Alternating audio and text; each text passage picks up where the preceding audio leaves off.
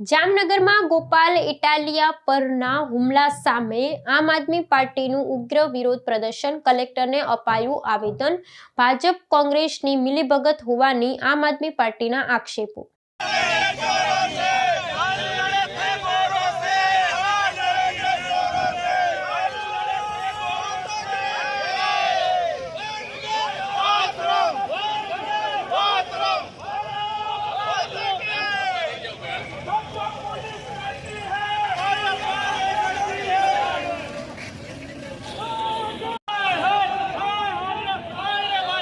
જામનગર શહેરમાં આમ આદમી પાર્ટી દ્વારા વિસાવદરના ધારાસભ્ય અને પ્રદેશ નેતા ગોપાલ ઇટાલિયા પર થયેલા હુમલાના ઘેરા પ્રત્યાઘાત રૂપે ઉગ્ર વિરોધ પ્રદર્શન યોજવામાં આવ્યું હતું। પક્ષના સ્થાનિક હોદ્દેદારો ને મોટી સંખ્યામાં એકત્રિત થયેલા કાર્યકર્તાઓએ જિલ્લા કલેક્ટર કચેરી ખાતે પહોંચીને આ ઘટનાને સખત શબ્દોમાં વખોડી કાઢી હતી। લોકશાહીમાં જનપ્રતિનિધિ પરના આવા હિંસક હુમલાને કાયદો ને વ્યવસ્થાની નિષ્ફળતા ગણાવી આપના આગેવાનોએ તાત્કાલિક કડક કાર્યવાહીની માંગણી કરી હતી।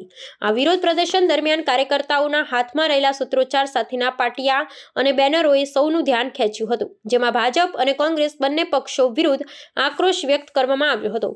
તાજેતરમાં જામનગર ખાતે યોજાયેલી એક જનસભા દરમિયાન ગોપાલ ઇટાલિયા પર થયેલા જૂતા ફેંકવાના બનાવને આપ દ્વારા પૂર્વ યોજિત કાવતરા તરીકે ગણવામાં આવી રહ્યો છે। વિરોધ પ્રદર્શનમાં જોડાયેલા કાર્યકર્તાઓએ આક્ષેપ કર્યો હતો કે વિરોધ પક્ષો આમ આદમી પાર્ટીની વધતી લોકપ્રિયતાથી ગભરાઈ હવે હિંસક માર્ગ અપનાવી રહ્યા છે। કાર્યક્રમના અંતે પાર્ટીના પ્રતિનિધિ મંડળ દ્વારા જિલ્લા કલેક્ટરને વિધિવત આવેદનપત્ર સુપ્રત કરવામાં આવ્યું હતું, જેમાં ભવિષ્યમાં આવી ઘટનાઓ ન બને તે માટે તંત્રને સતર્ક રહેવા તાકીદ કરવામાં આવી હતી।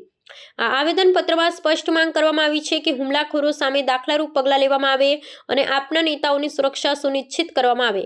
આ સમગ્ર ઘટનાક્રમે રાજ્યના રાજકારણમાં ગરમાવો લાવી દીધો છે અને બંને મુખ્ય હરીફ પક્ષો સામે આપ દ્વારા લડાયક મિજાજ દાખવવામાં આવ્યો છે।